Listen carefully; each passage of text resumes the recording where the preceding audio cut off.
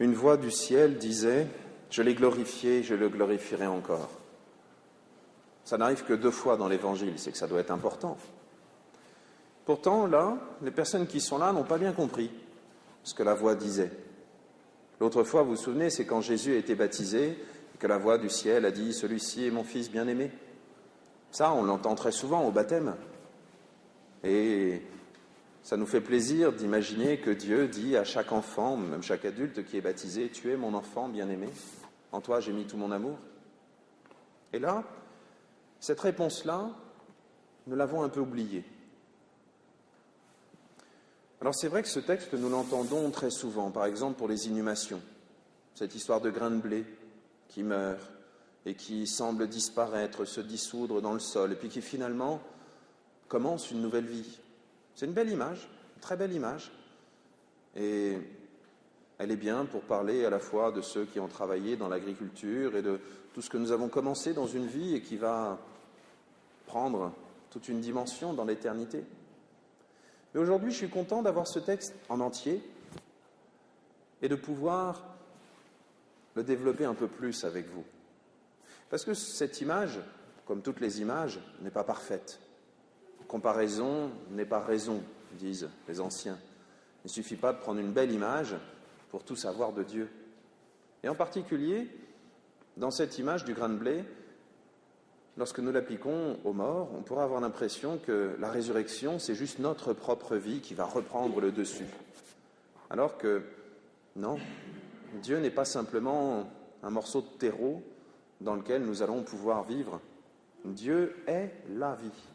Dieu est celui qui nous donne toute la vie.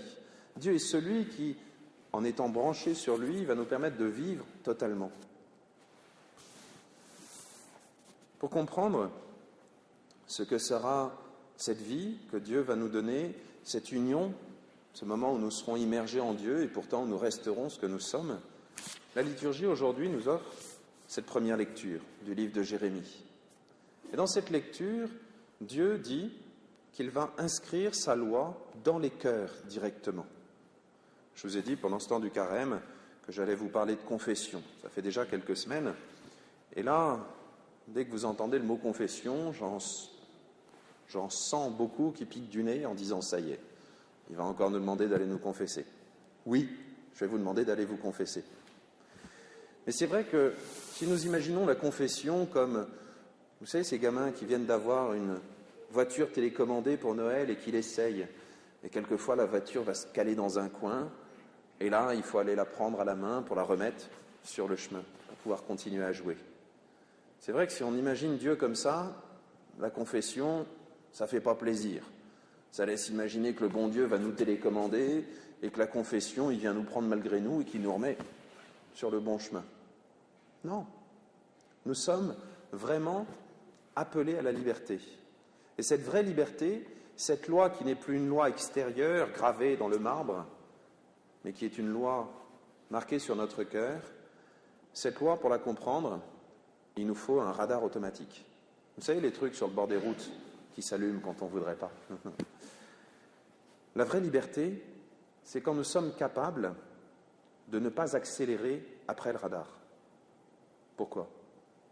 Parce que si on respecte la limitation de vitesse uniquement parce que notre porte-monnaie nous dit « stop », pas d'amende.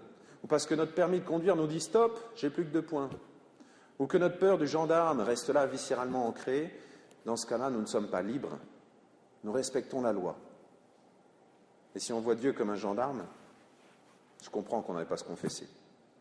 Par contre, si nous sommes capables, ne vous inquiétez pas, hein, je n'en suis pas capable moi-même, mais si nous sommes capables de respecter la loi pour elle-même, c'est-à-dire parce qu'on veut respecter la sécurité de ceux qui nous entourent, parce qu'on veut aussi peut-être respecter l'écologie ou je ne sais quoi. Bref, si cette loi fait partie de notre cœur, dans ce cas-là, qu'il y ait un radar ou pas, on va la respecter. C'est ça que Dieu nous demande. Il nous demande d'avoir un cœur qui soit uni à son cœur, de savoir l'aimer, le respecter, respecter sa loi, pas par peur, mais par amour. Et ça, c'est la grandeur du sacrement de la confession. La confession, ce n'est pas le moment où on paye ses dettes. Vous imaginez ce qu'il faudrait payer à Dieu ? on lui doit tout. Non, la confession, c'est le moment où nous remettons notre cœur totalement dans le cœur de Dieu, où nous l'unissons à nouveau. Ça, c'est la confession. Humainement parlant, c'est très difficile. Ceux qui sont mariés savent bien que réussir à pardonner, réussir à aimer totalement, réussir à revenir de tout son cœur, c'est pas facile. Prenons l'exemple de la fidélité. La fidélité, par peur, ce serait de dire « Ah, j'ai peur qu'on m'attrape, donc je vais être fidèle à ma femme ou à mon mari. » La fidélité du cœur, c'est lorsqu'on est justement capable, par amour de l'autre, de lui rester fidèle. Eh bien, lorsque Dieu nous offre le sacrement de la confession, il nous redonne ce cœur capable de lui être fidèle, capable de vouloir lui être fidèle.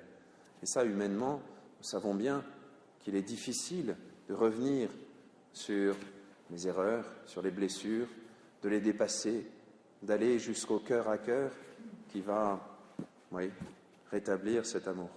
Pourtant, c'est ce que Dieu nous offre dans le sacrement du pardon. Et c'est pour ça que nous avons ce dialogue incroyable entre Jésus et Dieu.